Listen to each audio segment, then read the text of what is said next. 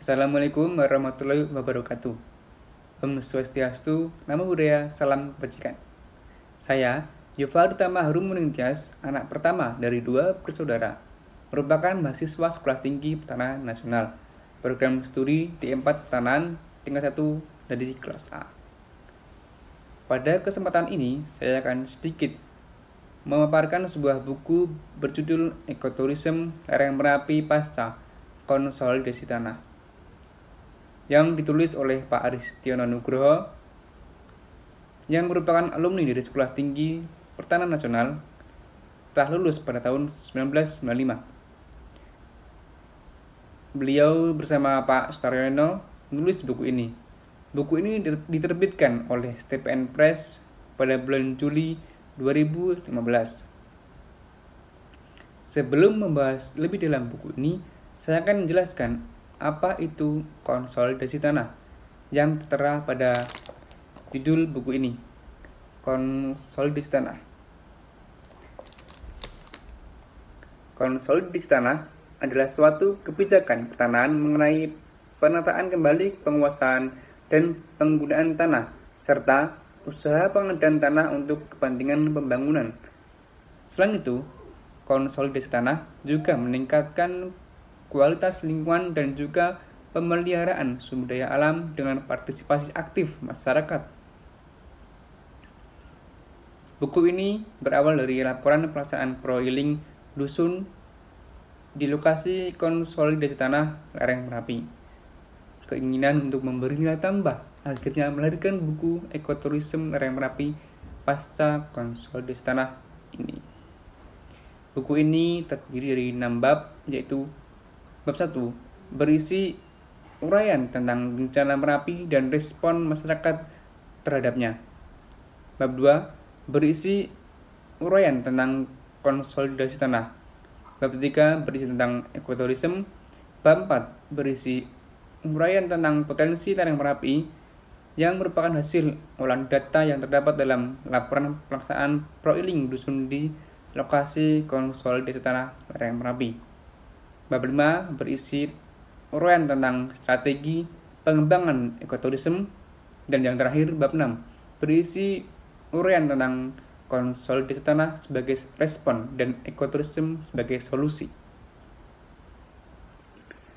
Konsolidasi tanah di Desa Kebuharjo dan Desa Umbulharjo diawali oleh adanya keputusan Kepala Kantor Wilayah Badan Pertanahan Nasional Daerah Istimewa Yogyakarta nomor 9 garing KIP 34.400 garing 1 garing 2014 tanggal 3 Januari 2014 tentang penunjukan lokasi kegiatan sertifikasi konsolidasi tanah kantor wilayah dan pertanahan nasional daerah istimewa Yogyakarta tahun 2014.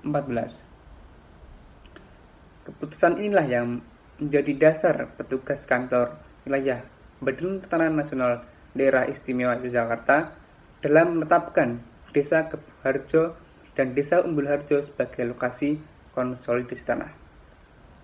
Buku ini juga mengingatkan pentingnya konsolidasi tanah yang termasuk respon atas terjadinya bencana Gunung Merapi pada tanggal 26 Oktober 2010 dan memasuki tahap erupsi.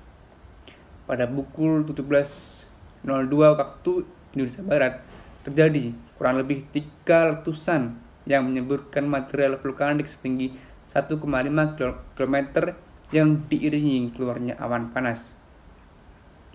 Letusan yang menyemburkan material vulkanik setinggi 1,5 km ini terus berlanjut hingga tanggal 27 Oktober 2010 serta lava pijar yang dimuntahkan pada tanggal 28 Oktober 2010 yang diikuti keluarnya awan panas pada pukul 19.54 waktu Indonesia Barat. Selanjutnya, saya akan menjelaskan lebih dalam tentang apa yang ada di dalam buku yang berjudul Ekoturism Lereng Merapi Pasca Konsolidasi Tanah. Dalam buku ini, yang dibahas adalah konsolidasi tanah pada wilayah Desa Kebuharjo dan Desa Umbulharjo yang akan dijadikan model penataan pertanahan dan pengembangan wilayah pasca erupsi Merapi. Sebanyak 1.687 bidang disertifikatkan tanah sebagai hasil akhir konsolidasi tanah di lereng Merapi. Selain untuk menata penguasaan pemilikan, penggunaan, dan pemanfaatan tanah, juga disesuaikan untuk mengembangkan konservasi.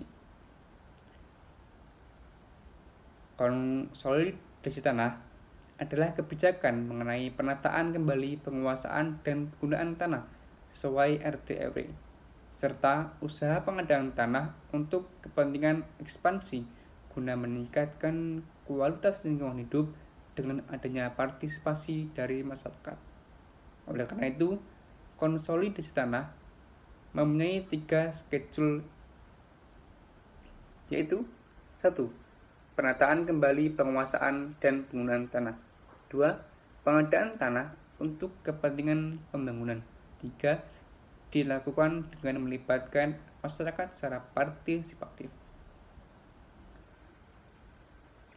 Merapi sebagai kawasan yang sejak awal merupakan kawasan wisata yang berdampingan dengan Taman Nasional Gunung Merapi, berada dalam kawasan rawan bencana dan recharge area bagi Yogyakarta, maka wilayah ini harus terus dilestarikan dan berkelanjutan.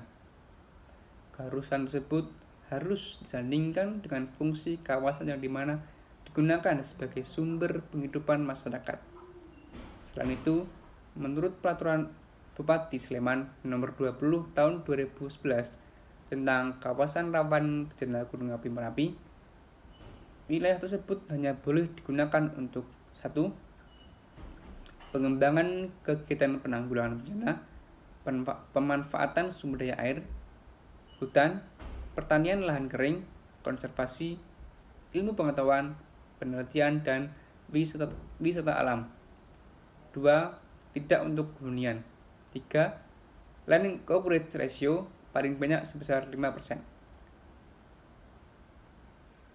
Dan berdasarkan kenyataan tadi, hal yang paling logis dan menjanjikan adalah menjadikan lereng Merapi pasca konsolidasi tanah menjadi kawasan ekoturism atau ekowisata. Ekoturism adalah pariwisata yang bertanggung jawab pada tempat-tempat alami, memberi kontribusi terhadap kelestarian alam. Saya ulangi, memberi kontribusi terhadap kelestarian alam dan meningkatkan kesejahteraan masyarakat. Dalam buku ini dijelaskan tentang perwujudan dan pengembangan ekoturism di lereng Merapi yang memberikan kesempatan pada masyarakat untuk meningkatkan kemampuannya dalam memanfaatkan potensi alam, ekonomi, sosial, dan budaya. Selain itu, dijelaskan juga bahwa ekoturism ini juga memberikan kesempatan pada masyarakat untuk mengambil peluang dan belajar dari kondisi lingkungan, sehingga pemikiran, sikap, dan tindakan menjadi lebih ramah terhadap lingkungannya. Dan apabila ekoturism di lereng Merapi pasca konsolidasi tanah dapat direalisasikan, maka strategi penghidupan baru telah muncul pada kawasan rawan bencana. Dalam hal ini, penghidupan dimaknai sebagai kemampuan, aset, dan kegiatan yang diperlukan untuk menjalani kehidupan.